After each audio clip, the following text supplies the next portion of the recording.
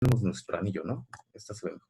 Aquí tenemos nuestro anillo. Para considerar que vamos a tener una lesión inestable, tenemos que tener al menos dos fracturas, pero una de ellas tiene que estar precisamente en la región posterior de lo que es nuestro anillo. Así es como vamos a establecer la estabilidad. Ahora, les comentaba que dentro de las clasificaciones, pues pues está la clasificación de Jung-Burgess y la clasificación de Penalitail. Aparte, hay una clasificación, la WISIS, que nos da la Sociedad Mundial de Cirugía de Emergencia, que es la tercera y última que revisaremos.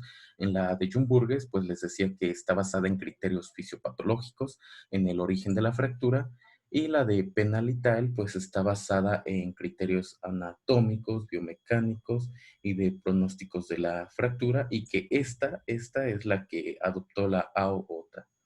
En la Jung-Burgess, pues nos va a dividir en, en cuatro categorías, que es la compresión anteroposterior, la compresión lateral, el cizallamiento vertical y los mecanismos combinados. Las dos primeras, esta y esta, a la vez se van a subdividir en tres subgrupos. Parecido aquí en la de penalidad, la A, B y C, que también se van a subdividir cada una en tres subgrupos.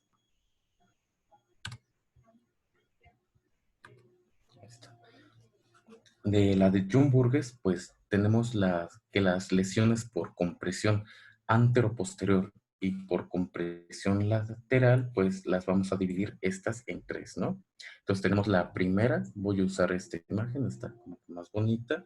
Tenemos la primera, que es la lesión anteroposterior tipo 1. Esta se va a caracterizar pues por una abertura de la sínfisis púbica menor a 2.5 centímetros. Algunos artículos nos decían que puede haber una pequeña lesión en los ligamentos sacroiliacos, pero en la mayoría solo nos manejaba esta. Una apertura de la sínfisis púbica menor a 2.5. En la tipo 2, pues tiene como característica la lesión completa de los ligamentos del suelo de la pelvis, es decir, lo que es el sacrotuberoso, el sacroespinoso, así como los ligamentos sacroiliacos anteriores. Y también hay un ensanchamiento anterior de la sínfisis mayor a 2.5, es decir, en el tipo 1 es menor a 2.5 y en el 2 es mayor a 2.5. Aquí la abertura de la sínfisis. En cuanto al tipo 3, pues hay una lesión completa del complejo posterior, ya sea por lesión, una lesión ligamentosa, es decir, una ruptura de los ligamentos sacroiliacos posteriores, o bien por una fractura sacra completa o fractura luxación sacroiliaca. Dentro de las compresiones laterales, son resultado habitualmente de accidentes vehiculares o caídas laterales, pues su nombre lo está diciendo, lateral. La fuerza viene de acá, la compresión viene lateralmente, pues respectivamente a esta que viene pues de frente, anteriormente viene el golpe. Entonces, dentro de las laterales, pues tenemos que la lesión por compresión tipo 1 se caracteriza pues por una impactación del margen anterior del sacro, donde la gravedad de la lesión sacra varía desde una fractura de villa anterior incompleta hasta una fractura sacra completa. Y también tenemos una fractura de lo que son las ramas iliopúbicas homolateral. La dirección de esta fractura de aquí pues va a ser en dirección oblicua. Dentro de la lesión tipo 2, pues tenemos que tiende a mostrarse como una fractura que pasa por el ilion y deja un fragmento de este unido al sacro. Esto se conoce como fractura luxación sacroiliaca o en los artículos nos los manejan como present fracture. Este fragmento que persiste unido al sacro queda estable unido por los ligamentos sacroiliacos e iliolumbares. Aquí podemos ver la fractura del sacro, ligamentos sacroiliacos y ruptura de la articulación o fractura luxación en media luna del ilion. Esta es la media luna. En la tipo 3, pues esta lesión es conocida como pelvis azotada en viento, que era este que les mencionaba ayer. Y se asocia asocia una lesión completa posterior de la hemipelvis, que pues se traduce en una inestabilidad tanto horizontal como vertical. Aquí hay un patrón, se puede decir que de compresión lateral en el lado de la lesión, pero va a causar una deformidad en rotación externa del lado contrario. Es decir, el golpe viene aquí, pero la deformidad no la va a causar acá, del lado contrario. Pues esto va a provocar una lesión de forma de rotura de los ligamentos sacroiliaco anterior y también una lesión de los ligamentos sacroiliaco espinoso y sacrotuberoso. Y dentro ya de la penúltima clasificación tenemos lo que es la de cizallamiento vertical.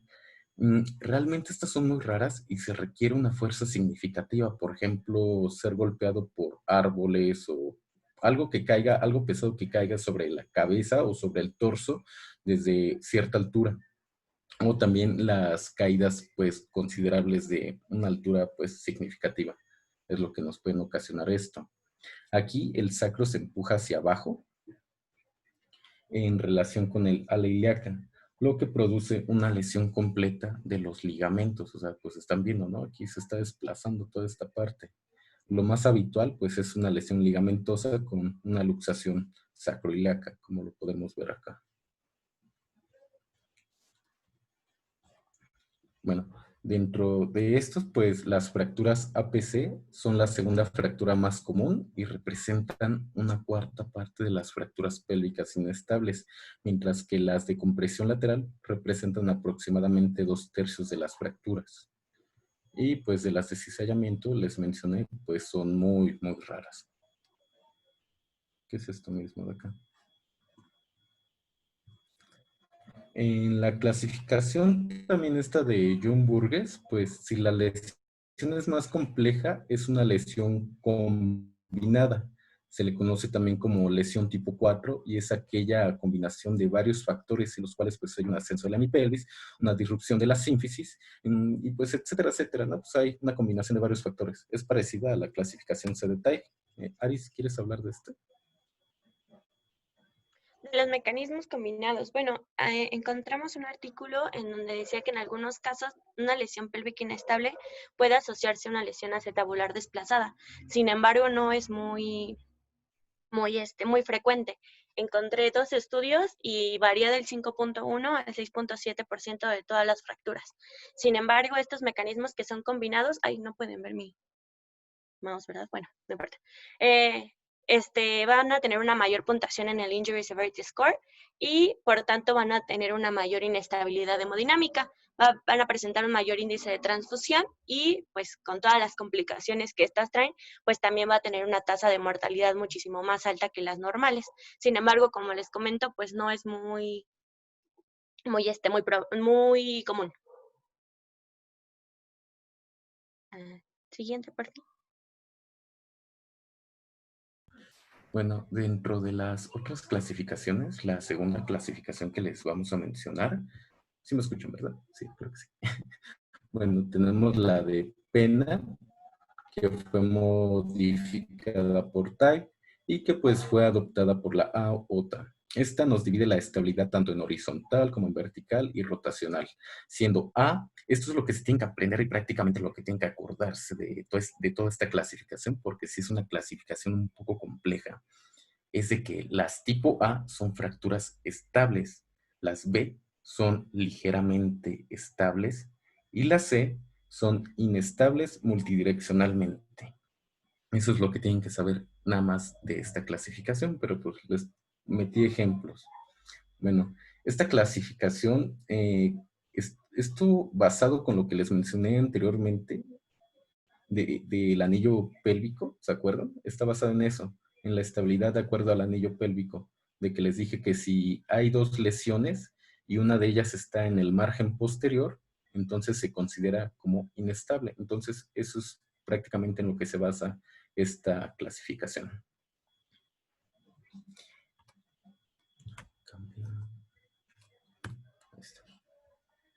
Entonces, tenemos en primera instancia las fracturas tipo A, pues que son fracturas en las cuales no está comprometida la integridad del anillo pélvico posterior y por lo tanto son fracturas estables. No las van a dividir en A1, A2 y A3 respectivamente.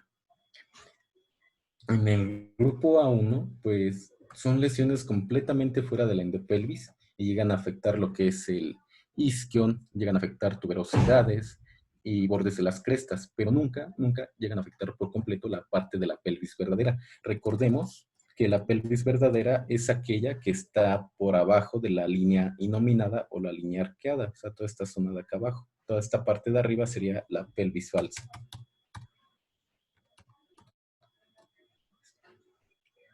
Entonces, un ejemplo de esto pues es la fractura avulsiva del arrancamiento de la espina ilíaca anterosuperior, que es muy frecuente en pacientes pediátricos y se va a clasificar como A11.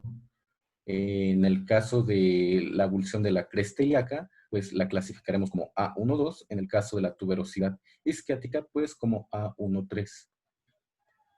Este es nada más un ejemplo. Dentro del grupo 2, tenemos que pueden llegar a afectar lo que es endopelvis con el compromiso de alguna de las ramas o fracturas de la cresta ilíaca, pero nunca afectan la inestabilidad de elementos inferiores ni posteriores. Entonces, en una fractura del ala ilíaca sin compromiso de la línea inominada, que como lo vemos aquí pues está marcada, pues la clasificaríamos como A21. Si hay compromiso de las ramas ilioisquiopubiana, ilioisquiopubiana, perdón, de forma unilateral, pues la clasificaremos como A22.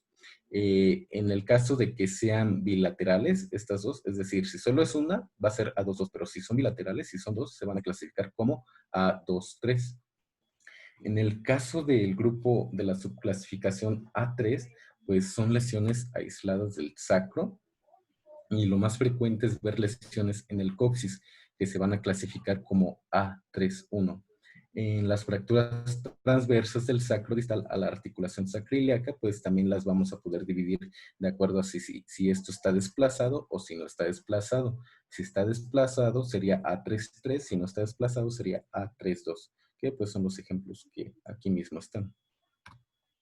Y bueno, eso fue solo un ejemplo, porque de ejemplos podemos tomar muchos de fracturas pélvicas estables, es decir, todo esto sería una clasificación del grupo A, todo esto. Dentro de las fracturas tipo B, pues son fracturas en las que existe una intervención parcial del anillo pélvico posterior y por lo tanto son parcialmente inestables. Acordémonos lo que les había mencionado del anillo posterior. Si está lesionado atrás, pues entonces va a ser inestable. Siendo esta su característica, pues la inestabilidad rotacional. En este tipo de fracturas, pues de igual manera vamos a diferenciar tres grupos, el B1, el B2 y el B3, que realmente el B3 va a ser una combinación de estas dos. Por ejemplo, en el B1 tenemos fracturas por rotación externa llamadas en libro abierto por una lesión de la sínfisis del pubis, en la cual la lesión parcial posterior puede estar localizada ya sea en la articulación sacroiliaca anterior o puede ser a través del sacro. En el tipo B2, pues hay un compromiso de ambas partes del anillo, tanto en la región anterior, como en la región posterior. Estas son fracturas por compresión lateral o rotación interna, que era algo parecido a lo que vimos con John Burgess. En cuanto al grupo B3, pues como les dije, es una combinación prácticamente de estas, porque podemos tomar una B1, digamos, una fractura de la articulación sacroiliaca anterior, pero si la tenemos bilateralmente de ambos lados, entonces eso nos las convierte en una clasificación B3-1. Si tenemos una combinación de B1 con una combinación de B2, pues eso nos las va a clasificar como un B3-2. En el caso de un B2 bilateral, eso nos los va a clasificar como un B3-3. Y en el caso, pues, de la fractura tipo C, pues llegando a esta clasificación, de nuevo, les recuerdo, la del grupo A, pues son fracturas estables, las B parcialmente estables y las C son inestables multidireccionalmente. De esto, pues no, o sea, está algo complejo, así que lo que tienen que tener en cuenta aquí es de que se rompe el anillo anterior y posterior y hay una interrupción completa de todas las ligas en el posterior, existiendo una inestabilidad, tanto es en las lesiones más graves. Ahora, ya casi pasando a lo que es la última clasificación, pues tenemos que tener en cuenta esto, el estado hemodinámico normal, lo que es una estabilidad hemodinámica y una inestabilidad hemodinámica. El estado hemodinámico normal va a ser cuando el paciente no requiera líquidos ni sangre para mantener la presión arterial sin signos de hipoperfusión.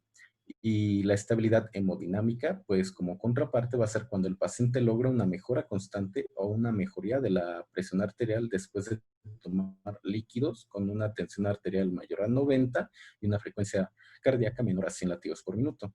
La inestabilidad hemodinámica pues va a ser cuando el paciente tiene una presión arterial sistémica al ingreso menor a 90 o mayor a 90, pero que requiere infusiones, fármacos vasopresores o necesidad de transfusiones de al menos 4 a 6 unidades de concentrado de Matías en las primeras 24 horas. Estos realmente solo son conceptos para poder entender la siguiente clasificación, que es esta, es la de la Sociedad Mundial de Cirugía de Emergencia, que, bueno, aquí para darles estrategia de tratamiento óptimo, la clasificación de las anatómicas debe completarse con el estado hemodinámico y las lesiones asociadas, que son las que pues nos están manejando las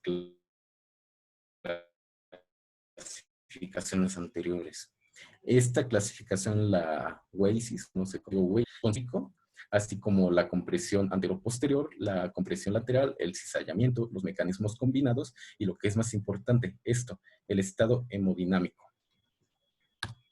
Entonces, aquí tenemos que nos las va a dividir en 4 grados, pero al mismo tiempo nos los va a poner como menor, moderado y severo, y esos grados van a entrar acá.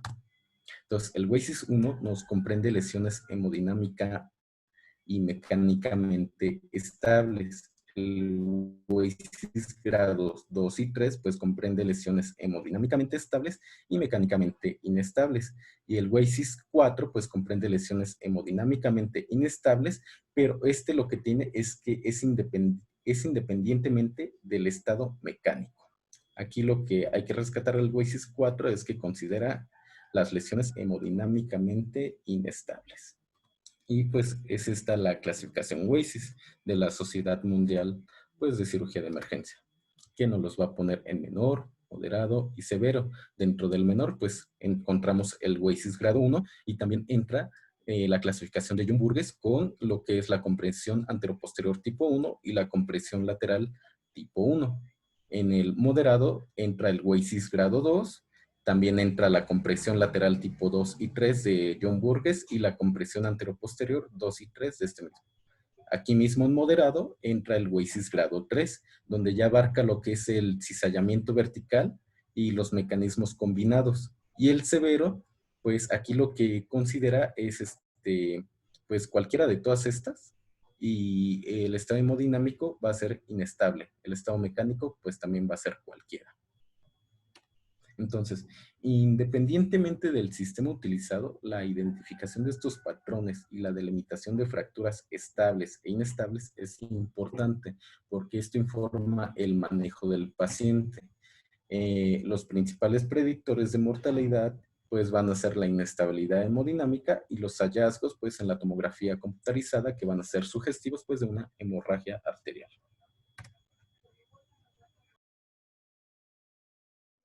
Bueno, entonces ya para entrar en lo que es la clínica, nosotros vamos a tener que se puede presentar de diferentes maneras dependiendo tal cual el tipo de lesión que se tenga.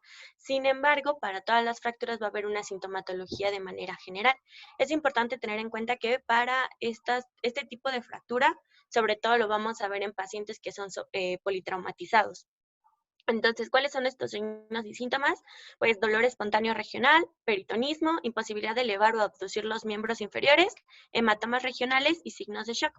Para la exploración física tal cual, la bibliografía manejaba que lo que tenemos que hacer es una palpación de los rebordes óseos, buscando dolor y salencias, y también compresión lateral y anteroposterior de lo que es la pelvis. Si ustedes pueden ver, déjenme ver si puedo mover, marcar o anotar aquí. Aquí pues lo que estamos nosotros checando pues son la espina ilíaca anterosuperior y con el pulgar. De esa manera, si bajamos nosotros los dedos, también podemos ver lo que es el trocánter del fémur.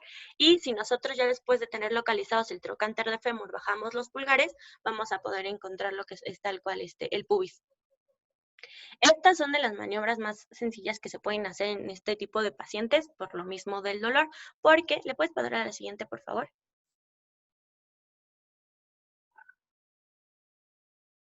Gracias.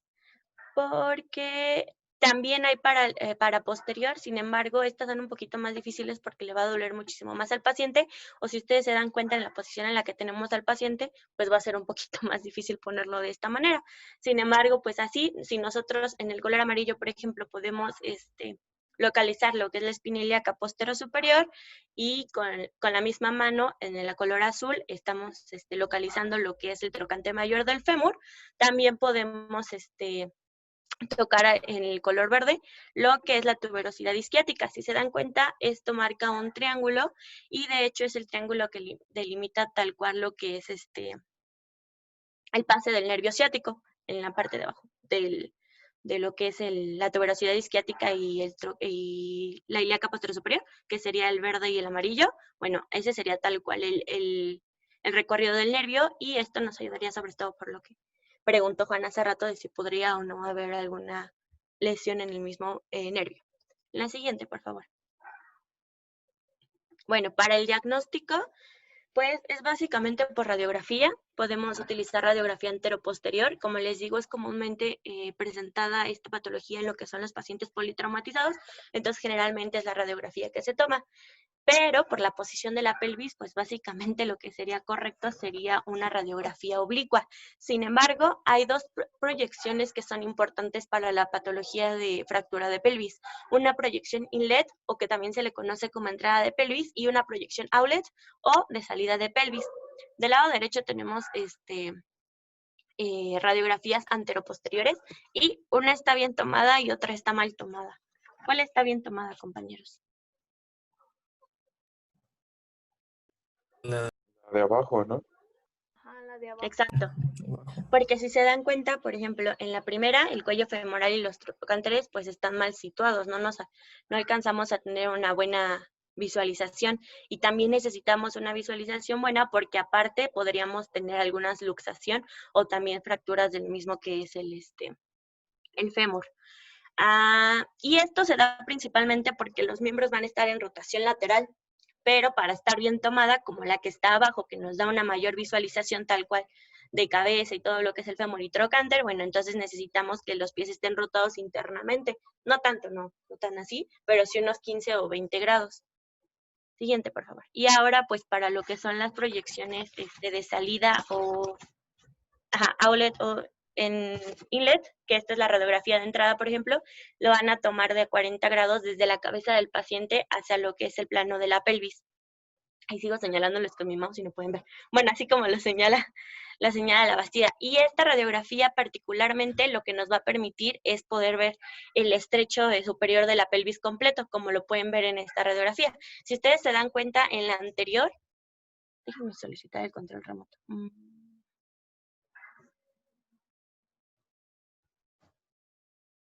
La bastida, bueno, ahí está, creo que ya puedo moverlo yo. No. Ahí. Aquí no se alcanza a ver completamente el estrecho de lo que es la pelvis. Sin embargo, cuando ya pedimos una inlet o de entrada, podemos ver completamente lo que es el estrecho de la pelvis. Esto nos ayuda a tener una mayor visualización si es que las fracturas podrían llegar a estar en este nivel. Ahora, la radiografía de salida también se toma a 40 grados, pero en lugar de hacerse desde la cabeza del paciente, se hace desde los pies del paciente. Y en esta, como podemos observar en la imagen, pues se va a visualizar mejor la pelvis desplegada en sentido longitudinal. Y pues nos va a permitir ver lo que son desplazamientos caudocefálicos o hemipelvis. Entonces, pues si notan, sí hay una gran diferencia entre las dos proyecciones. Aquí podemos ver el estrecho bien, aquí en realidad son otras las estructuras que nos interesaría buscar. Y bueno, aquí les puse dos radiografías de fractura de pelvis.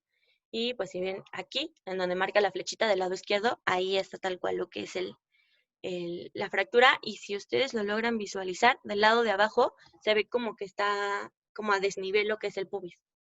Y del lado derecho, pues está súper más marcado porque tal cual la fractura está en pubis, ¿no? Aquí, ahí justamente donde les están marcando. Ahora, ahí. Hay varias, esta fractura se puede asociar a un montón de lesiones, pero estas son las que encontré que son las más importantes. Lesiones neurológicas periféricas, sobre todo por la lesión del nervio ciático, que ya les dije más o menos dónde está el recorrido y cómo es que podríamos nosotros checar si está o no afectado.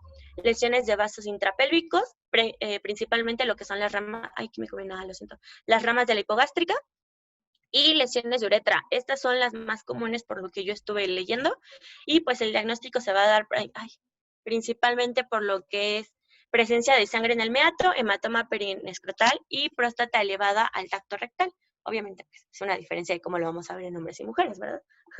Y también puede estar asociadas, aunque menos posible o de menor frecuencia, lo que son las lesiones del tubo digestivo. Pero dentro de las más comunes y las que más urgencia dan, son tal cual las lesiones de la uretra. Ahora, el tratamiento yo se los dividí en dos para no hacernos bolas tal cual con lo que son todas las clasificaciones. Si se dieron cuenta, algunas clasificaciones, lo único que varía, porque al final es lo mismo, son que unas se basan en el mecanismo de acción, en cuanto cómo fue el mecanismo del daño, y la otra solamente se basa en tal cual si son estables, inestables o moderadamente inestables, ¿no? Entonces, para las primeras clasificaciones, pues entonces va a depender del tipo de fractura. En las lesiones que son estables, pues principalmente es reposo en cama, rehabilitación, obviamente dirigido hacia el paciente, porque pues mencionaba que va a haber pacientitos que pues necesiten por lo mismo de su actividad o de su edad o a lo que se dediquen y demás, pues tener una rehabilitación más rápida, ¿no? Medidas de sostén y prevención de complicaciones tromboembólicas, sobre todo la prevención de complicaciones tromboembólicas, que ya hemos estado hablando un poquito de eso. Avulsiones y fracturas aisladas, estas principalmente podría ser reposición quirúrgica, siempre y cuando ya se presenten como inestables. En lesiones tal cual ya inestables, pues el tratamiento definitivamente es quirúrgico y también se puede poner, mencionaba que como muchas veces tarda demasiado en que meter al paciente en cirugía o cosas así, pues en ese tiempo utilizar lo que es un cinturón ancho o una faja para mantener el anillo cerrado. Es la imagen de arriba que les puse, son varios tipos de cinturones. Podemos hacerlo con vendas si no tenemos cinturones en el hospital, o puede ser un cinturón alto o un cinturón bajo, dependiendo de dónde esté la lesión y qué tan grave sea. Las muy inestables, pero que ya fueron estabilizadas, pues va a ser con una osteosíntesis rígida. En los ancianos es principalmente reposo en cama. Y si fuera un trauma grave, pues se va a tratar igual que los pacientes que son politraumatizados. Es importante aquí señalar que, como ya les había dicho, la mayoría de estas lesiones las vamos a encontrar, si no es en ancianos, en pacientes jóvenes politraumatizados. Entonces, antes de todo esto, pues es estabilizar al paciente en cuanto a signos vitales y ventilación y todo lo que necesite, y ya después moverse hacia lo que es la fractura. Siempre y cuando no veamos también que los daños tromboembólicos, por ejemplo, son muy evidentes, ¿no? Y para la clasificación de la tipo A, B y C, ahí está. Pues el tratamiento de la tipo A, pues las avulsiones de fracturas de sacro y fracturas de las ramas curan con un reposo aproximado de lo que son las 4 a 8 semanas. Y tanto las fracturas de coxis en agudo y las que son muy desplazadas se reducen mediante tacto rectal y reposición del fragmento. Si fue crónico, pues ya no nada más vamos a tener lo que son las maniobras, también vamos a tener que hacer una infiltración, como ya lo hemos estado mencionando, y en último caso, si no sirve lo conservador, no sirve la infiltración, pues entonces nos movemos ya a lo que es quirúrgico, aunque sea una fractura de tipo A, que son las que nosotros mencionamos como las estables. En las lesiones de tipo B, pues son básicamente principalmente lesiones de libro abierto, que serían como la B1, pues se va a hacer como una maca pélvica como la que tenemos en la primera imagen. Si la diástasis púbica es mayor de 2.5 centímetros, es quirúrgico totalmente. Y en las B2 y en las B3, el tratamiento puede ser conservador, a menos que estemos hablando de un paciente politraumatizado. Si es un paciente politraumatizado, pues es quirúrgico. Pero pues ya les dije, ¿no? Mayormente van a ser politraumatizados cuando son jóvenes y cuando es en ancianos, pues generalmente es conservador. Y en el tipo C, el tratamiento es quirúrgico con una fijación externa, interna o ambas, como vemos en la imagen de abajo, y puede haber hasta 3 meses. Se puede llegar a alargar lo que es la recuperación hasta 3 meses para poder tener una estabilización completa. Solamente estabilización, sin tomar en cuenta lo que es rehabilitación. Y bueno, vamos a hablar, dejando pelvis, entre comillas, de lado, hablaré de lo que es la fractura de acetábulo, que aunque son lesiones traumáticas tal cual de la pelvis, se estudian en general por separado, porque tienden a fracturarse y comprometer lo que es la articulación coxofemoral, y pues esto nos va a repercutir en lo que es tal cual la función del miembro inferior. Las fracturas de acetábulo, aquí está. Son producidos por traumatismos muy violentos y se asocian generalmente a las lesiones en otra región del cuerpo. Su frecuencia ha aumentado en relación con los accidentes de tránsito. Comúnmente se va a fracturar por impacto de la cabeza femoral, entonces puede estar muy asociado obviamente a lo que es una luxación femoral. Comúnmente se le llama, puede ser por pacientitos que atropellaron y va a haber un golpe sobre la zona tocantérica. Entonces esto va a condicionar lo que es la fractura. Y sí, bueno, en caso de que sean un paciente atropellado. Comúnmente cuando el paciente fue el conductor o el acompañante, se dan como un golpe de la rodilla contra el tablero del vehículo.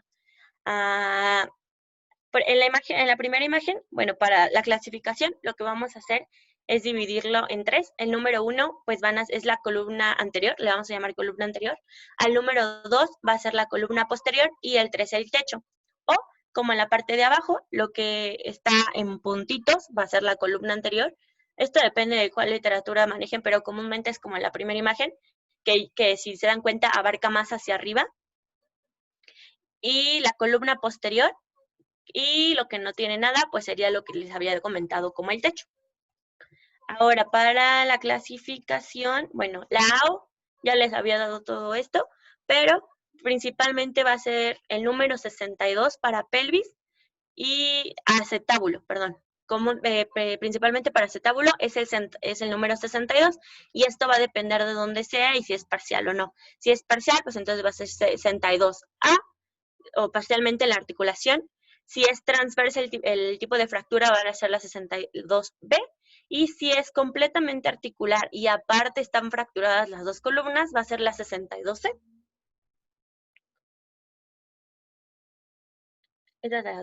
Rápido. En el tipo de fracturas A, van a ser las fracturas de pared posterior. Aquí. Ajá. Va a ser el tipo de fractura posterior. La A va a ser una luxofractura pura en un solo fragmento, como lo ven aquí. La B va a ser una luxofractura pura también, pero va a haber múltiples fragmentos. Y en la C va a haber una luxofractura, pero va a haber impactación marginal aquí, como lo logran alcanzar a ver. La A2 van a ser fracturas de la columna posterior. La A, bueno, dentro de las 2A, la A, que es esta, va a ser fractura tal cual de lo que es el isquion. La A22 o B va a ser la fractura del anillo obturador. Y la A23, o lo que aquí vemos como C, va a ser una fractura asociada a la fractura de la pared posterior. Luego en la de abajo, que van a ser fracturas de columna o pared anterior, en la primera, que sería la A, va a ser una fractura de la pared anterior, simple, aquí, que es lo que les decía que abarcaría todo esto. Bueno, entonces, bueno, la fractura está aquí.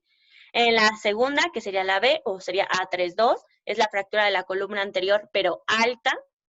Les digo que pues, varía mucho de cuál es la que estén viendo, porque esto ya ocuparía como techo, pero aquí en esta clasificación la toma como columna anterior. Y de la fractura de la columna anterior baja, como en la C.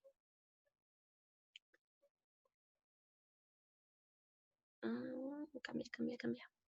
¿Le pueden cambiar, por favor? Es que no puedo.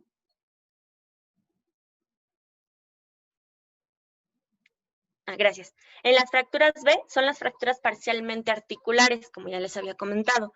En la primera va a ser una infratectal. La segunda, que sería esta, está un poquito más arriba y ya va a ser una yuxtatecal. Y la tercera, que ya es un tanto más arriba, pues va a ser transtectales. En la B2, que son fracturas en T, la primera va a ser intratectal, igual. En la segunda, fractura en T, pero yuxtacortical. Y en la tercera va a ser igual, fractura en T, pero transtectales. En la B3, que serían las que están aquí abajo, pues son fracturas semitransversas posteriores con fractura de la columna anterior. Entonces ya está un poquito más complejo lo que es el grado. En la primera va a ser una fractura de la pared anterior, aquí. La segunda, una fractura de la columna anterior. Y la tercera va a ser una fractura de la columna anterior igual, pero tomando en cuenta solamente la parte baja.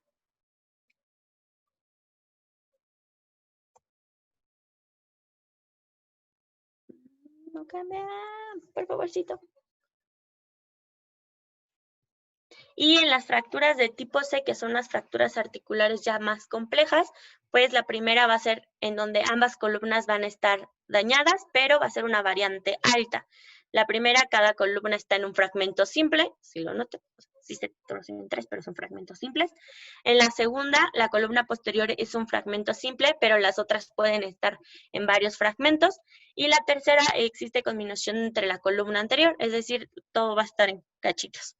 La C2 son ambas columnas variantes bajas por debajo de la espina ilíaca anteroinferior.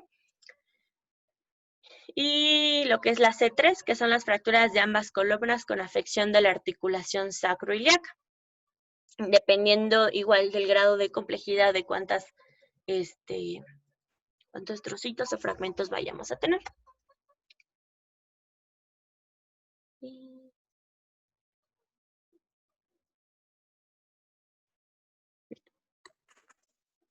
Bueno, ahora vamos a ver la parte de la semiología para la fractura del acetábulo. Si no me escuchan, me avisan, por favor. En los casos de que las fracturas... no, antes. Perdón, es que estoy tratando de apagar mi micrófono, pero no puedo. Gracias, ahí está bien. Bueno, en los casos de que la fractura del acetábulo sea una lesión aislada, como ya lo estábamos viendo, que son pues la mayoría de los casos, los hallazgos semiológicos van a variar según el tipo de fractura que ya nos explicó Aris. Entonces, en caso de que se presente un paciente con politraumatismos, puede ser que esté en estado de shock o inconsciente. Lo que vamos a hacer es evitar la parte de la semiología e irnos directamente con un método diagnóstico que ahorita los vamos a ver. Entonces, de manera general, la semiología la vamos a realizar en 5 etapas, que va a ser pues, la inspección, la palpación, vamos a evaluar también movilidad, mediciones y pusimos ahí maniobras especiales. Bueno, ¿se escucha cortado? ¿Me están escuchando muy cortado? Un poquito, pero sí se entiende. ¿Pero sí me entienden? Sí. Sí se entiende. Bueno, si ya no me entienden, pues me avisan. Y ya vemos qué hacemos. Ok, entonces, para la parte de la inspección, lo que vamos a evaluar es la posición articular ya sea que esté anormal, cómo está la postura, si nuestro paciente tiene una posición compensadora, antiálgica, o se encuentra en una posición normal. Para la palpación, lo que vamos a buscar es obviamente calor local, lo vamos a comparar con la temperatura del lado que está sano.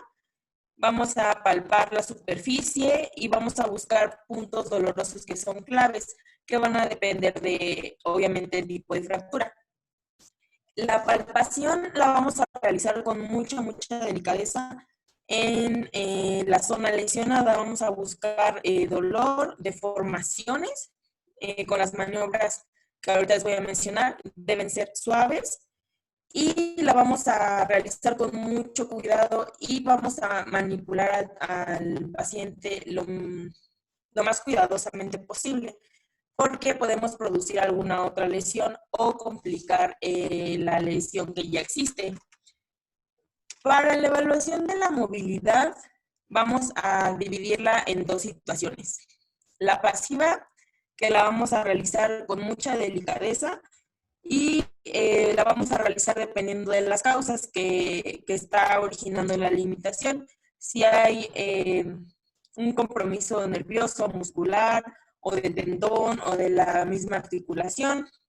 Sí, vamos a evaluar si la movilidad es parcial, o es total, o es inestable. Y vamos a evaluar también la forma en la que ocurrió el traumatismo. Y la movilidad, que va a ser como más activa, ya sin tanto, digamos, cuidado, va a ser en los casos de que la lesión ya sea crónica. Entonces, aquí vamos a encontrar el dolor y deformidades en su caso, que nos permitan manipular un poco más al paciente, ya sea en la delicadeza como en la anterior, en donde el traumatismo es reciente. Y las mediciones, ¿a qué nos referimos con mediciones? Es que vamos a evaluar si hay acortamientos de la pierna. Vamos a evaluar también el diámetro. Lo que vamos a tratar de averiguar con la parte de las mediciones es evaluar si hay algún trofismo muscular. Se me pasaba también decirles que, por ejemplo, en el caso de la movilidad, vamos a evaluar la flexión de la cadera, que debe ser de 120 grados, la extensión debe quedar en 0 grados. Cuando hagamos que el paciente haga una abducción, debe ser de 45, y una rotación interna de 30 grados. Eso es lo que vamos a evaluar también en los movimientos. Ahora, con las maniobras especiales que les puse ahí, la primera es la de no recuerdo cómo se pronuncia, Tredelenburg o algo así. Bueno, esta la vamos a usar en casos en que el traumatismo sea unilateral. Es la primera imagen que les puse, de hecho, la que está arriba. Durante el apoyo del miembro que está pues fracturado, el tronco se va, o luxado también, según sea el caso, el tronco de nuestro paciente lo vamos a inclinar hacia el mismo lado que está afectado. Y si la lesión es bilateral, esta maniobra va a darnos como origen a algo que se conoce como marcha de pato. Y la segunda maniobra es la de Thomas. En esta, que es la segunda imagen que les puse, es normalmente usada para pacientes pediátricos, para su evaluación. En esta vamos a flexionar la cadera y lo que vamos a evaluar es la limitación de la flexión y de la extensión que pueda haber. Vamos a evaluar si puede haber una hiperflexión o una hiperextensión, y también nos va a ayudar a evaluar la rodilla, porque como nos comentaba Aris, muchas veces se produce por un choque de rodilla con el tablero en el caso de los accidentes automovilísticos, y se ve afectada la zona.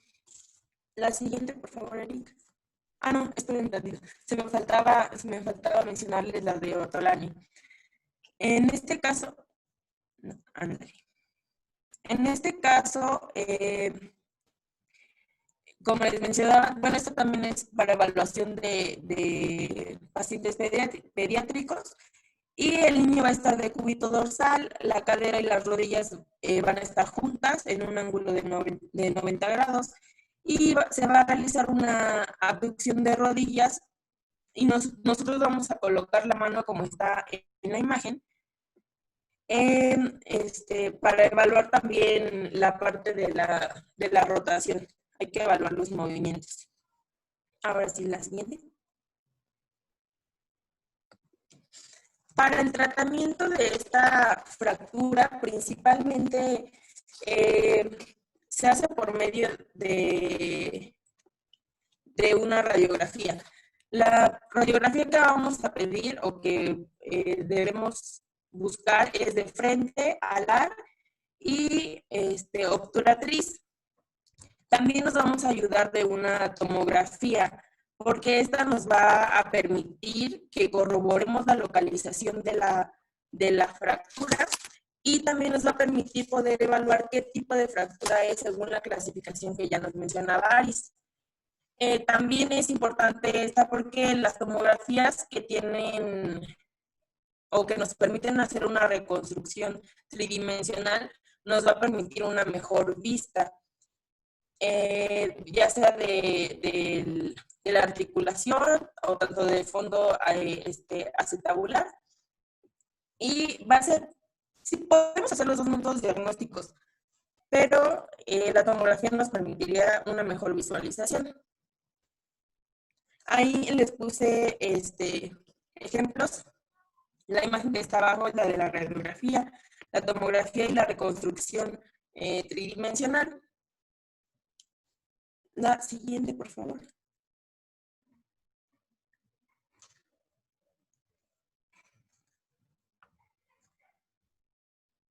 Ok, y para el tratamiento lo vamos a dividir en 3 situaciones.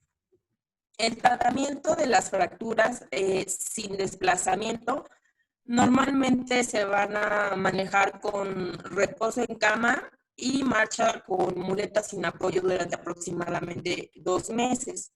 Las fracturas que sí tienen un desplazamiento y que normalmente vienen acompañadas de luxación de la cadera femoral, realmente son una urgencia. Entonces, una vez que ya se estabilizó al paciente, debemos indicarle analgésicos. Bueno, y obviamente antes de... Sí, bueno, primero indicamos los analgésicos para poder hacer una reducción, porque como les mencionaba, viene normalmente acompañada con esta. Y una vez que hagamos la reducción de la luxación, debemos mantener la tracción esquelética supracondiliar. Si los controles radiológicos posteriores de todo lo que ya hicimos nos indican que ya hicimos una reducción correcta de la fractura, entonces se continúa con un tratamiento mediante tracción durante aproximadamente unos 2 meses. Después, posterior a esto, vamos a tener un mes más con marcha, o sea, sí, caminata con muletas para que nuestro paciente todavía no haga uso completo y pueda lesionarse porque todavía no está bien. Vamos a tener también apoyo de fisioterapia. Hay que observar muy cuidadosamente a nuestro paciente para que no vaya a complicarse este tipo de fractura, porque puede haber alguna afección de algún componente importante que esté rodeando la fractura. Y también la tercera parte del tratamiento es para los fragmentos óseos libres, que obviamente pues son intraarticulares.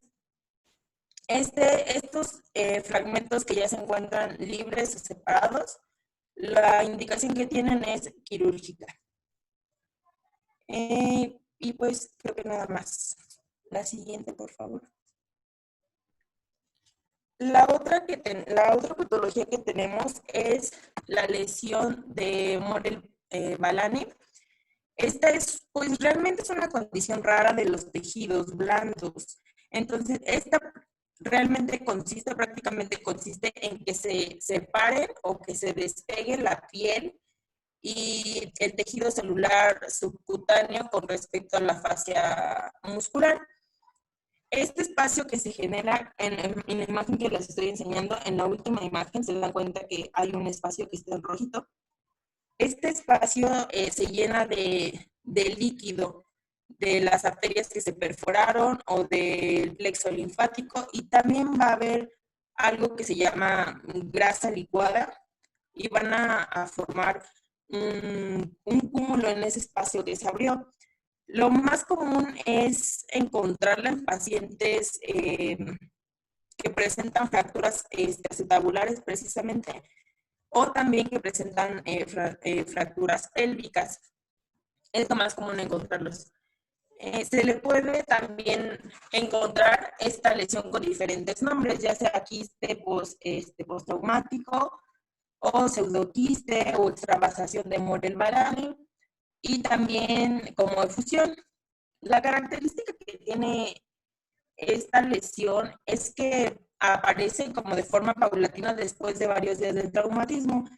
Entonces, pues realmente pasa inadvertida cuando nosotros hagamos la exploración inicial, cuando hagamos la semiología, porque, como les digo, aparece días después. Puede causar complicaciones, ya sea como infecciones, o incluso puede causar necrosis.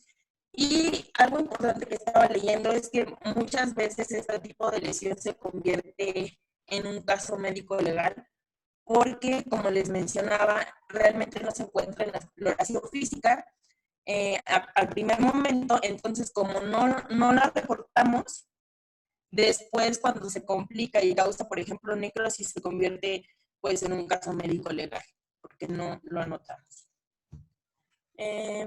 Ok. La mecánica de la lesión es que se produce primero el despegamiento de la piel.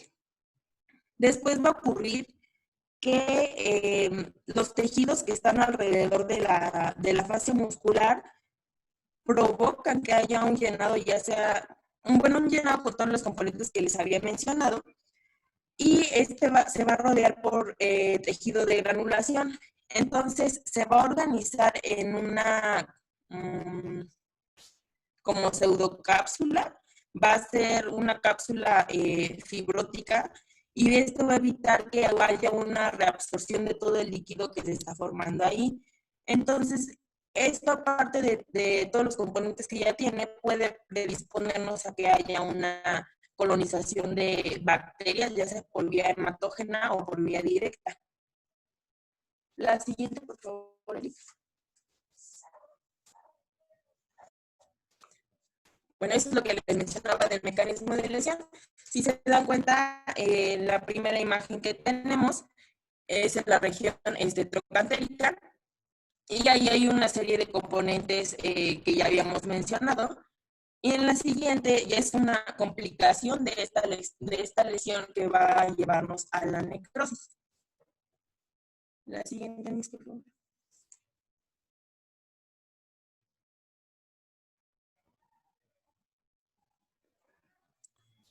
La siguiente.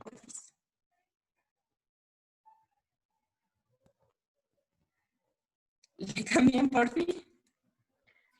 Es que allá. Ok. Para el diagnóstico se va a basar obviamente pues en la anamnesis, en la historia clínica, en el cuadro clínico que que ahorita les voy a decir, y en estudios de imagen. Lo principal es que va a presentar dolor en la zona, va a haber inflamación, y lo que vamos a encontrar en un inicio es que va a empezar a crecer un relieve en la zona traumática. Va a haber edema. Doctora, Sí. ¿Te puedes regresar un poquito en tus diapositivas, de favor? Sí, ¿a cuál? Regrésenle, por Pues tú regrésate, ahorita te digo. La que sigue, la otra, y la otra, y la otra. Y a ver, regrésate otra. No, ahora adelántate. Ujú. La que sigue, la otra, la otra.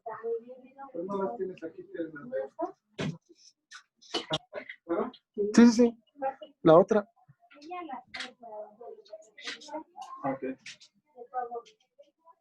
La que sigue. ¿Por qué pones un signo de ortolani? ¿O es nomás quieres esquematizar o por qué? Sí, más bien era para esquematizar la maniobra que vamos a hacer para la evaluación de ya sea de las caderas y de las rodillas o ambas, y por lo mismo que mencionábamos desde hace rato, que el traumatismo puede ocasionarse también porque el golpe esté en la rodilla y se va a ver afectada la otra zona. Entonces era nada más para esquematizar, porque como les mencionaba, es una maniobra para pacientes pediátricos.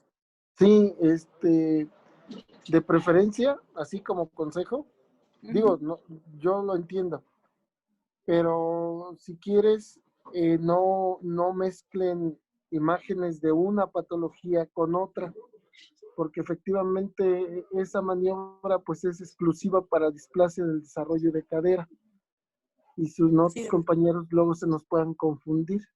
Sí, está bien. Sí, no tiene caso que un signo de displasia en desarrollo de cadera, que no tiene nada que ver con un traumatismo, se ponga en patología traumática. Entonces, si quieren mejor cuando den una clase, pues no mezclen temas que no tienen en realidad uno con el otro, porque sí pueden condicionar confusión en tus compañeros. ¿Sí? ¿Le seguimos?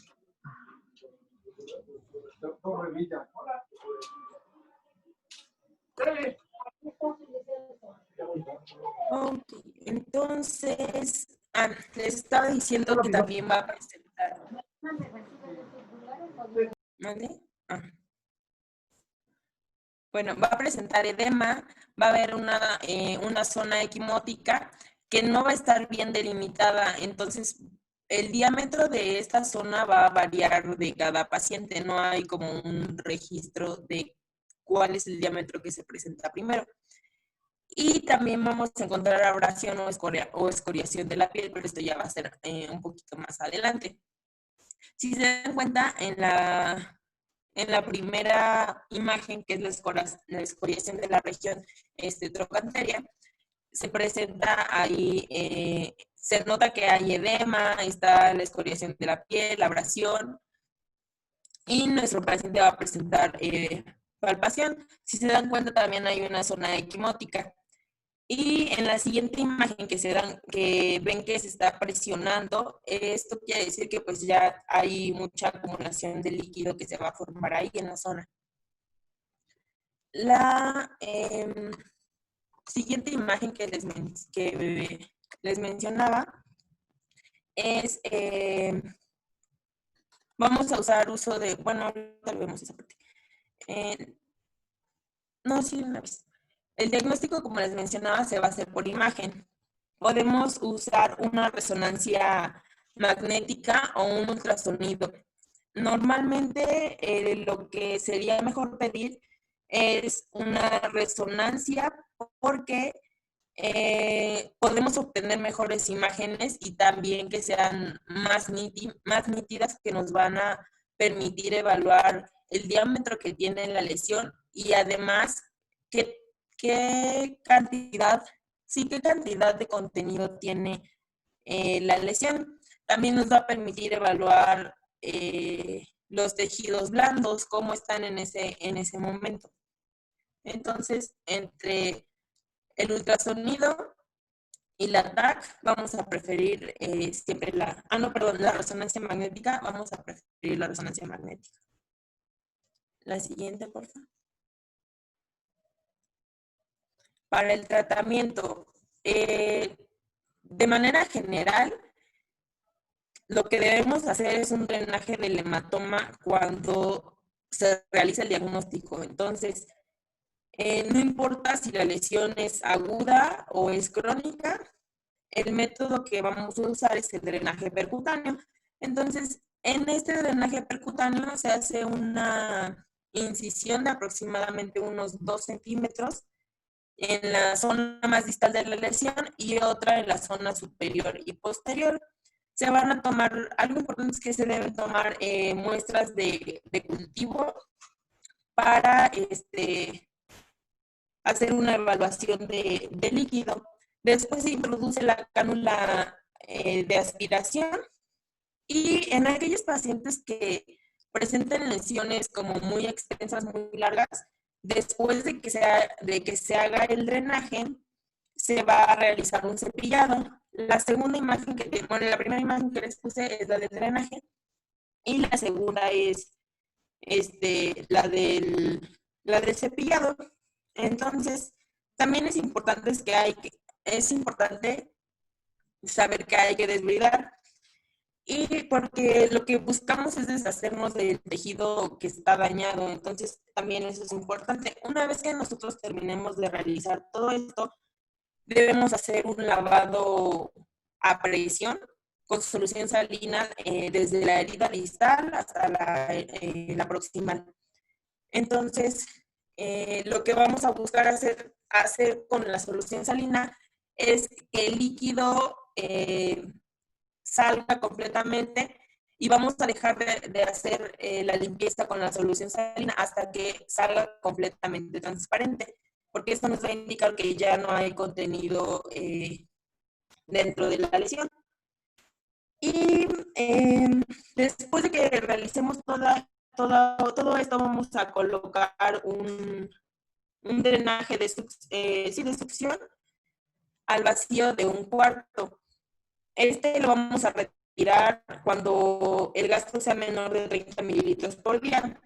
Vamos a mantener a nuestro paciente con antibiótico terapia endovenosa, cefalosporinas por 24 horas y posterior a que retiremos el drenaje, lo que debemos hacer es que hay que tener en cuenta el cultivo que mandamos a hacer en el principio del tratamiento de esta lesión para conocer si hay algún proceso bacteriano. La siguiente, por favor.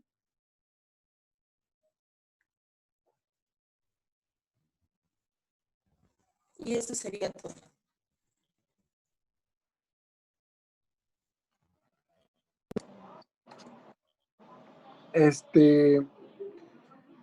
Tu compañero que preguntó sobre el porcentaje de luxación de cadera.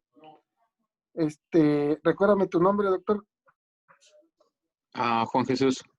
Juan Jesús, mira, del 10 al 12%, para que anotes el dato. No sé si lo querías conocer.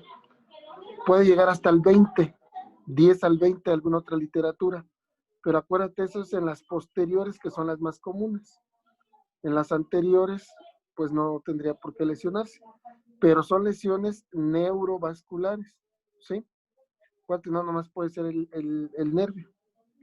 La doctora, de la duda que tenía de la radiación en su foliculitis, en otras palabras, fascitis, recuérdame tu nombre, doctora. Minerva. Minerva, Mine. Mira, hay algo que mencionan de radiofrecuencia en ese tratamiento, pero es diferente la radiofrecuencia a la radioterapia. Como tal, yo no he encontrado la asociación en el neuroma de Morton, salvo que sea otro diagnóstico y sea algo de malignidad, que es diferente. Ya no sería neuroma de Morton, ¿sí?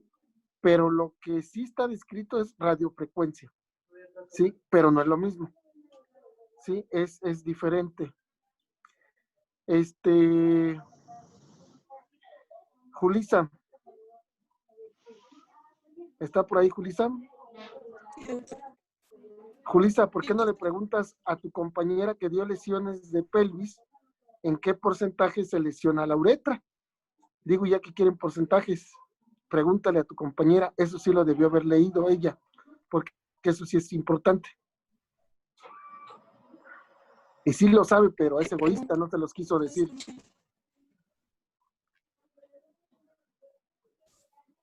Pero ¿No pregúntame. escuchaste? Pregúntale, porque sí lo sabe, pero no lo dijo, es egoísta, es mala. No, no hice eso. Oculta información. No se los dijo, yo sé que lo sabe. A ver, pregúntaselo, Julisa.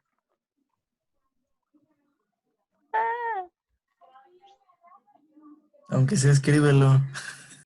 ¿Mande? Sí, que lo escriba, ¿no? Sí, porque su micrófono luego no funciona. A ver, Iván, pregúntaselo tú a la doctora.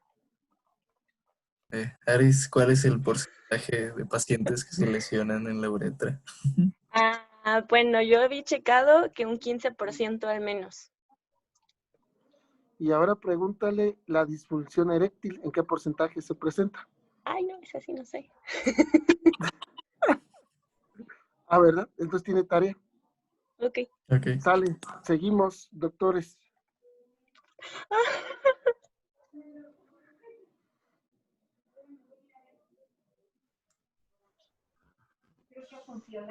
Somos nosotros, ¿verdad? Dame oportunidad de... ahí voy. Listo.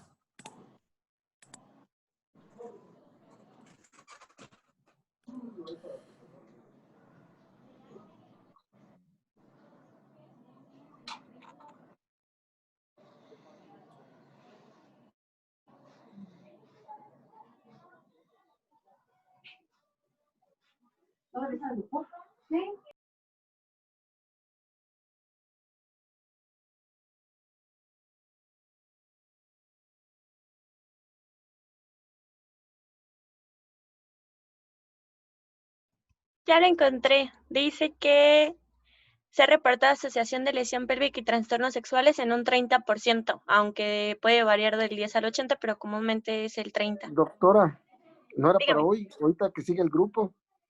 Bueno, Eso lo era para siento. mañana, es tarea. La tarea es para mañana.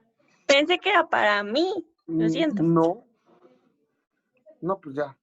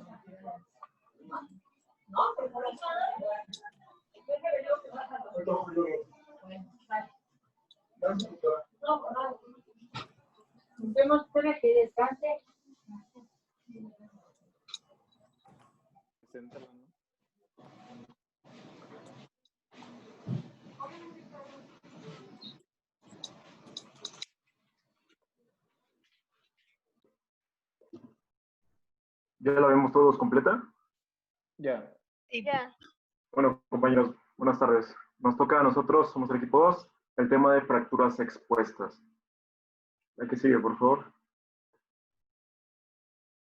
Como definición, tenemos que una fractura expuesta se considera una lesión cuyo foco de fractura está o ha estado en contacto con el medio ambiente de forma directa o indirectamente. ¿La que sigue?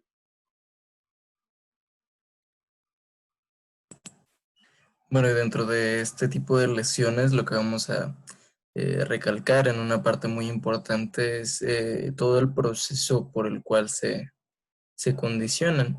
Principalmente la bibliografía nos menciona que pues, se presenta en pacientes masculinos entre la tercera y cuarta década de la vida. y por lo general se va a atribuir a accidentes, por ejemplo, de tipo automovilístico, al menos en el 56%. En cuanto a agresiones, un 18%, heridas por arma de fuego, 15%, el cual vamos a ahondar un poquito más adelante. Caída de alturas, al menos el 8%, y otras causas variadas, el 3%.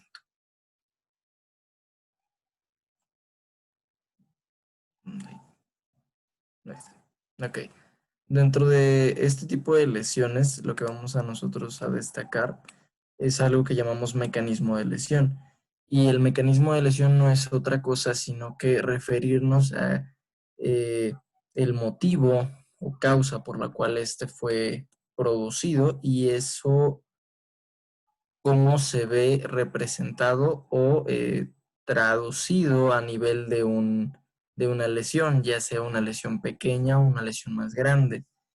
Entonces vamos a tener la clasificación de traumatismos de baja intensidad o baja energía, donde se encuentran el grado 1 y grado 2. De esto vamos a ahondar un poquito más adelante cuando nos metamos en la parte de clasificación de las fracturas. Y pues por lo general son fracturas simples, donde se va a perforar la piel desde adentro hacia afuera. Y por otro lado, los traumatismos de alta energía, que son generalmente de grado 3 y que son definidos como fracturas conminutas con lesiones importantes en tejidos blandos y vasculares. Es muy importante que nosotros tengamos ciertos factores muy presentes, como lo son el tiempo y el lugar.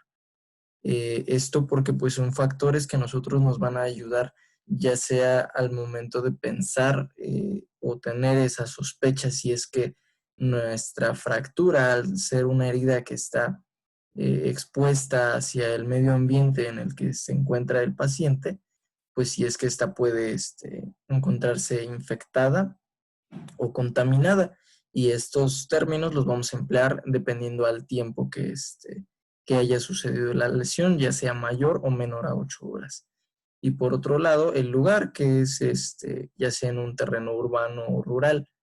Y esto pues precisamente por las asociaciones más comunes de lesiones que se presentan en ese tipo de ambientes.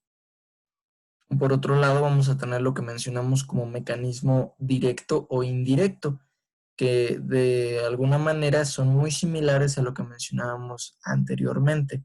Nos referimos a lesiones que se van a dar principalmente de afuera hacia adentro o de dentro hacia afuera, y que más que nada van a repercutir en base a el impacto en nuestro paciente. Por un lado, nuestros mecanismos directos son aquellas lesiones que se dan en una zona, en una zona específica del cuerpo, y esto va a generar magullamientos, aplastamientos, lesiones en tejidos avasculares, y por lo general están muy asociados a ser fracturas de tipo, se les llama sucias o contaminadas, ya que pues como es una lesión que sucedió por un mecanismo externo al paciente, pues por lo general tiene que haber un vector. Y esto lo vamos a ver, por ejemplo, en la siguiente imagen, donde precisamente es una lesión relativamente aparatosa y que pues está en contacto con todo el ambiente del paciente. Y por otro lado, el mecanismo indirecto por lo general suelen ser lesiones traumáticas de concentración en un punto que se va a ver reflejado en otro punto. Y esto lo traducimos como de dentro hacia afuera, y por lo general son lesiones relativamente más limpias en comparativa con las directas, las de mecanismo directo, perdón. Y bueno, dentro de esto también tendríamos que evaluar ciertos aspectos como lo son las características de las heridas, dentro de los cuales, bueno, es importante saber que mediante el mecanismo, el objeto y la longitud de la lesión o la herida es que vamos a darle un tipo. Además, el sitio anatómico donde se encuentra, ya sea más fácil o más complicado tratarlo, la extensión de la lesión y pues el compromiso a otras zonas que se encuentran alrededor de la misma. Existen muchas clasificaciones, pero la de Bustillo Anderson, es la más, le llaman universalmente aceptada. Esta la va a dividir en tres 3 grados y el último grado lo divide en otros 3. Tenemos que el grado 1 es una herida con longitud inferior de 1 centímetro. Hay una escasa lesión de tejidos blandos, no hay signos de aplastamiento y generalmente son fracturas simples, transversas o con un trazo oblicuo corto. Y tienen una poca conminución, como la que vemos en esta imagen. Bueno, no alcanzan a ver mi puntero, pero pues ahí está. La que sigue, por favor.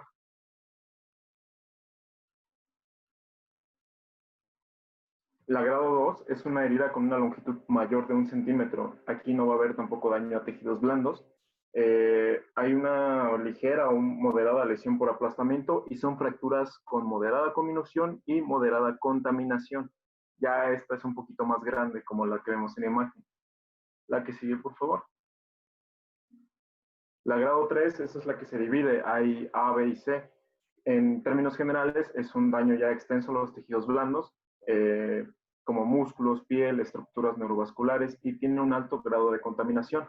Generalmente es una fractura producida por traumatismos de alta energía con una gran conminución y también tienen inestabilidad. Seguiría la grado 3A, la que sigue, por favor. La grado 3A es una herida con un daño ya extenso de tejidos blandos o colgajos. Es por trauma de alta energía o alta velocidad, pero con tejidos adecuados para cubrir el hueso fracturado. Los mismos tejidos, los colgajos que están ahí, van a servir para cubrir la fractura todavía. Son fracturas segmentarias o con minutas graves. Esto es independientemente del tamaño de la herida y el mecanismo por el que fue hecha. ¿A qué sigue? La grado 3B es una herida ya con gran tamaño de tejidos blandos o con una pérdida cutánea con levantamiento del periósteo y exposición ósea. Aquí ya hay una contaminación masiva. Es una fractura con una conminución severa por un trauma de alta velocidad. Casi siempre es por accidentes automovilísticos, según los artículos que yo consulté. ¿La que sigue? La grado 3C es cualquier fractura abierta con lesión vascular, la cual debe ser reparada sin importar el daño de los tejidos blandos. Esta tiene que ser reparada inmediatamente. Obviamente todas las fracturas expuestas se consideran una urgencia, tienen que tratarlo lo más rápido posible por las complicaciones que estas reciben. La que sigue, por favor. Hay otra clasificación, es la clasificación de Bird. Esta subraya más que nada la importancia de la vascularización ósea. Va a haber 4 tipos. La tipo 1 es provocada por fuerzas de baja energía que causan un patrón de fractura espiral u oblicua con laceraciones cutáneas menores de 2 centímetros y una herida relativamente limpia. Aquí el patrón de fractura pues permite que la circulación del periósteo y del endostio se mantenga pues inalterada. La de tipo 2 es causada por fuerzas de energía moderada que causan un patrón de fractura conminuta o desplazada, con laceraciones cutáneas de menos de 2 centímetros y una contusión moderada de la piel y músculos adyacentes, pero sin que haya una desvitalización del músculo. En teoría, en esta, la circulación del endostio está alterada, pero la herida va a depender de la circulación que tenga el periósteo y las partes blandas. La de tipo 3 es causada por fuerzas de alta energía también, que causan un patrón de fractura con desplazamiento importante, con fragmentación grave, fractura segmentaria o defecto óseo. Aquí hay una pérdida de piel y el músculo ya está desvitalizado. La de tipo 4 es un patrón de fractura como el tipo 3, pero con fuerzas de alta energía extremas, como lo son las heridas por arma de fuego, que en un momento les van a dar la clasificación, o heridas por alta velocidad. Aquí va a haber antecedente de aplastamiento o inversión de los tejidos y va a haber lesión vascular. Aquí en las fracturas de tipo 4, el proceso de desvascularización se habrá extendido a todos los tejidos blandos y circundantes. Aquí la desvitalización del músculo impedirá su utilización como colgajo local. No podemos utilizar el colgajo que esté en la herida. Si se dieron cuenta, en esta clasificación va a evaluar más que nada la irrigación vascular oportuna. La que sigue, por favor.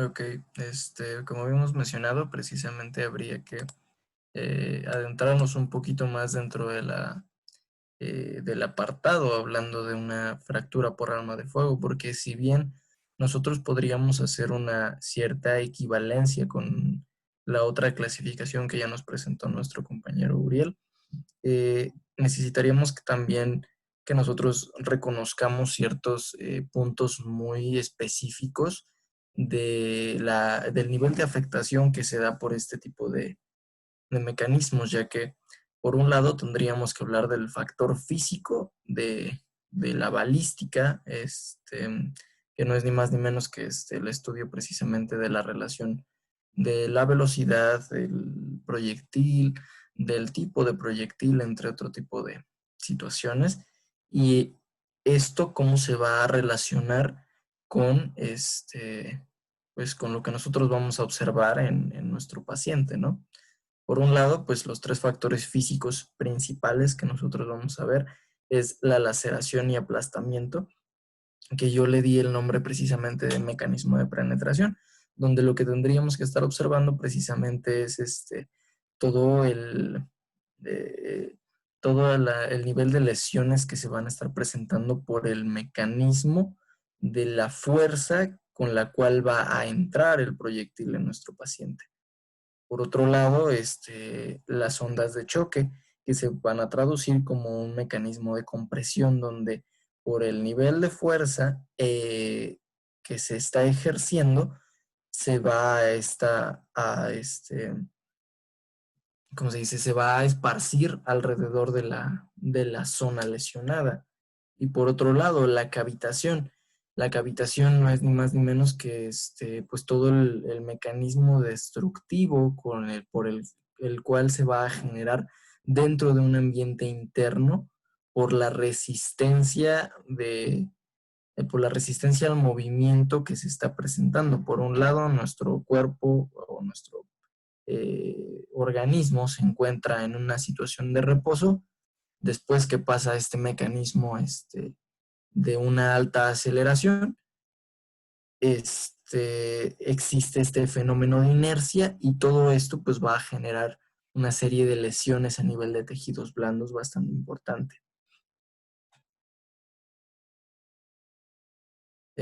Bueno, aquí les coloqué una tabla que, aunque se ve un poquito borrosa, lo importante que nosotros tendríamos que rescatar de esta misma es precisamente que por un lado, nosotros pues no vamos a enfocarnos en todo lo que es el mecanismo producido por armas de grado más alto. No sé si aún me siguen escuchando o nada más yo me trabé. No, aquí está. Sí, te escucho. Lo escucho. Ok, gracias. Es que perdí mi mouse por un momento. No se escucha. Disculpa, doctor. Sí, ok. Que por un lado, pues únicamente lo que nosotros veríamos en la consulta del día a día, pues serían lesiones causadas por calibres o armas pues de grado civil, ¿no? Sería lo habitual que nosotros estaríamos observando, en vez de estar presentando pues todas las lesiones de grado militar. Sin embargo, cada vez el acceso a las armas de fuego en este país pues está siendo un poco menos limitada y bueno, un cierto tipo de situaciones en las que preferiría no ahondar. Y bueno, lo que les mencionaba yo es que gracias a estos grados nosotros vamos a hacer una clasificación ya sea de tipo 1 o de tipo 2, ya que por lo general estas suelen presentar una baja velocidad en comparativa, pues, por ejemplo, con armas de un calibre mucho más alto. Y esta baja velocidad, pues, va a ser representado en una lesión relativamente menos traumática que su contraparte de mayor grado. Y por un lado, pues por lo general suelen generar trazos de fractura incompletas o simples, o completas y desplazadas ligeramente. Y la mayoría de las conductas terapéuticas, además de el procedimiento pues el retiro del proyectil, si es que aún se encuentra en el organismo del paciente, pues también vamos a estar generando precisamente mecanismos de tratamiento ortopédico, llámese, o fijaciones para pues recuperar la alineación ósea, además de una limpieza quirúrgica. Un punto interesante que había yo encontrado dentro de la bibliografía es que antes que nosotros pensáramos en inmovilizar a nuestro paciente, primero nosotros tendríamos que evaluar estructuras de irrigación y estructuras nerviosas, ya que lo importante aquí sería que primero nosotros estabilizáramos los signos vitales de nuestro paciente, y una vez que nosotros hayamos logrado esta parte, que entonces nos estuviéramos preocupando precisamente por realizar la inmovilización y alineación de todas las estructuras óseas, ya que también la ventaja es que nos permite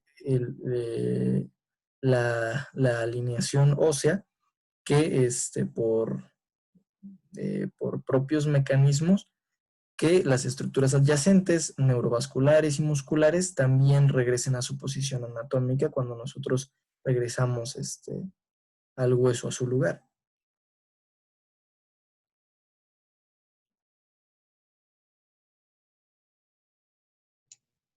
Y bueno, dentro de los síntomas que va a presentar va a ser dolor, que nos puede llevar hasta un shock neurogénico, hemorragia, que también nos puede llevar a el paciente a un shock hipovolémico, la impotencia funcional, desde luego, deformidad, disminución de la movilidad y lesión en partes blandas.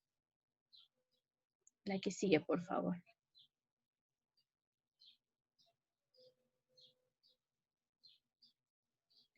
Y bueno, dentro de los objetivos del tratamiento va a ser prevenir la infección, porque puede condicionar a una osteomielitis si no es bien tratada la herida, la consolidación y restaurar la función. Esta no se va a considerar exitosa si hay pérdida de un grupo muscular implicado, si hay destrucción articular, o si la lesión, o si hay una lesión irreversible en un nervio periférico.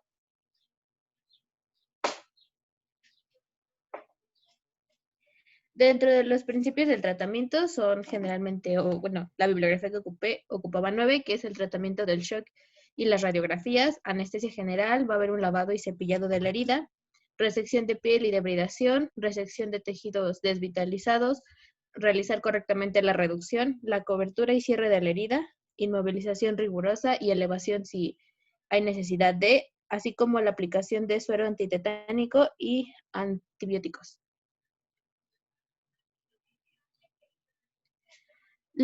Primero se va a aplicar el toxoide tetánico y 30 minutos después se le va a aplicar la gamma globulina. Las radiografías tienen que ser tomadas por arriba y por debajo de la zona de lesión para descartar más afectaciones, así como realizar laboratorios como lo son biometría, químicas para checar el panorama general del paciente. La que sigue, por favor. Y bueno, dentro del tratamiento antibiótico se van a considerar los tiempos de Fredench, que si es menor a 6 horas, los gérmenes únicamente se van a encontrar en la superficie, pero va a ser una herida contaminada. Si es mayor a 6 horas, los gérmenes pueden profundizar en los tejidos, considerándose infectada. Y bueno, el régimen de antibióticos va a ser el siguiente. La que sigue, por favor. Bueno, antes del régimen de antibióticos tenemos que considerar la flora que existe. La anterior, por favor. Como son los gram positivos, que son estafilococos. La que sigue, por favor. Estafilococos coagulasa negativos o enterococos o estreptococos del grupo B hemolítico. Los gram negativos como la E. coli, la Enterobacter, Klebsiella y Pseudomonas, así como otro tipo de anaerobios. Y bueno, se dan dos tipos de régimen. El tipo 1, que va a ser cefalocina, es un beta-lactámico de las cefalosporinas. Se inicia con 2 gramos vía intravenosa durante 48 a 72 horas. Dentro del grupo 2 están la cefalocina, aminoglucósidos, que van a ser de 3 a 5 miligramos por kilogramo durante 3 días. La anestesia que se utiliza generalmente para los pacientes es la troncular y raquídea, porque nos ayuda en el manejo del paciente, dando una mayor relajación muscular.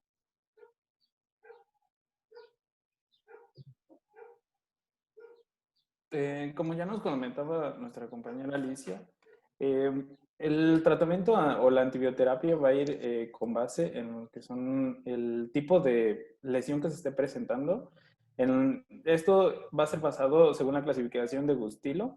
Para la 1 y 2, el tratamiento de elección son la cefazolina y en el caso que no haya, amoxicilina, conocido clavulánico, y si es alérgico, es vancomicina. Resalté en este cuadro, me pareció bien, donde está empleando toda la gama que podemos utilizar a los que estén a disposición con base en la clasificación de Gustilo. Por ahí si tienen alguna duda con la antibioterapia. Recuerden que, dale a la siguiente porfis.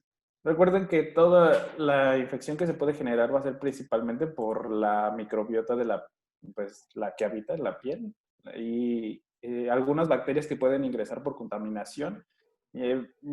Porque estas fracturas, si bien no recuerdan, son en lugares pues así en el ambiente, se contaminan con lodo o pueden llegar hasta con estiércol. Entonces, es importante, eso sí lo recalcaba mucho, que es importante iniciar con antibioterapia. Era como que lo primero que se debe de hacer. Evitando esta parte, ¿no? La producción de polímero y división y formación de biopelícula y la adherencia, ¿no? Para la colonización dentro de la fractura. Mencionaba, lo dividía en 3 etapas. La evaluación local, que es lo que se debe de hacer, son 5 pasos, que número 1 es cubrir con un apósito estéril e inmovilizar.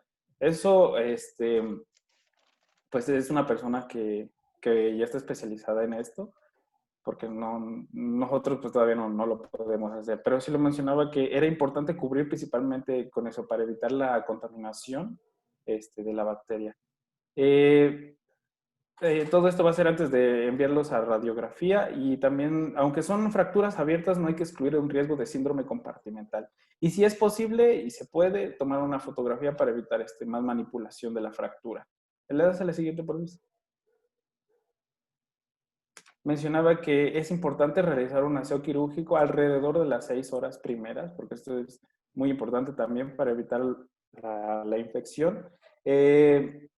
Con el objetivo de eliminar tejidos no viables. No, ese es para la debridación, perdón. Lo que se hace, ya sea a manera de presión, o decía en otras literaturas que no, que nada más se debe de dejar caer.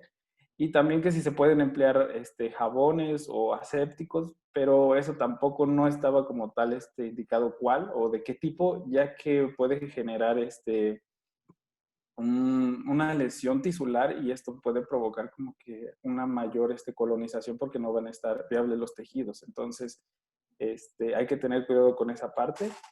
Mencionaba que hay que realizar en pabellón con un lavado mecánico con abundante suero, realizar un segundo aseo con técnica aséptica cuyo objetivo sea ya la debridación, el resecado del tejido desvitalizado. Para ello, pues el cirujano pues tiene que evaluar la consistencia del tejido, así como el color, si es que todavía es un tejido viable y no está en proceso de necrosis. Y reclasificar la lesión ya después de que se haya hecho todo esto y también retomar un cultivo ya después de que se haya hecho el aseo, eso para descartar alguna otra bacteria que puede estar ahí inoculada. ¿Le das a la siguiente por mí?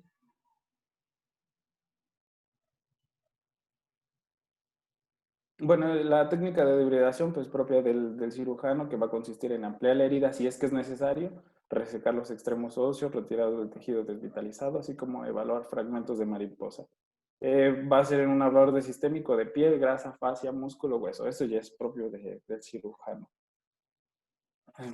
¿Le das a la siguiente, por favor? El cierre de la herida, ese va a ser igual a consideración del cirujano, pero mencionaba que para tipo 1 y algunos de tipo 2, el tipo 2 era como intermedio, por eso lo marcan en ambas, tanto para cerrado o dejarlo abierto. Para tipo 1, sí se realizaba el cerrado de la herida, y para tipo 3 se recomendaba dejarlas abiertas para estar repitiendo lo que son los aseos hasta lograr una cobertura total. Hay que tener cuidado, sí, con esta bacteria, con Clostridium, por eso es importante la antibioterapia, porque es la que va a generar mionecrosis y pues, va a comprometer aún mayor la extremidad, así como también hasta la vida de la persona. ¿Le das a la siguiente, por favor? En cuanto a la estabilidad ósea, eso lo mencionaba que también es muy importante porque nos va a ayudar, bueno, va a ayudar a la Doctor, persona a... Mándeme. Doctorcito, yo creo que nos vamos a continuar mañana. Mañana es jueves. Yo creo que podemos conectarnos a las 9 de la mañana. ¿Sí? Sí, doctor. Para que sea temprano. Sí, a las 9. No, a las 8:30, mejor. 8:30 de la mañana. ¿Sí? Y ya mañana preguntamos dudas. Ok, Sí. Doc. Está bien. Sí, está bien. Cuídense, que tengan buen día. Igualmente, Hola, gracias. Hasta mañana. Mañana las dudas. Gracias, Doc. Hasta mañana. Hasta mañana. Nos vemos.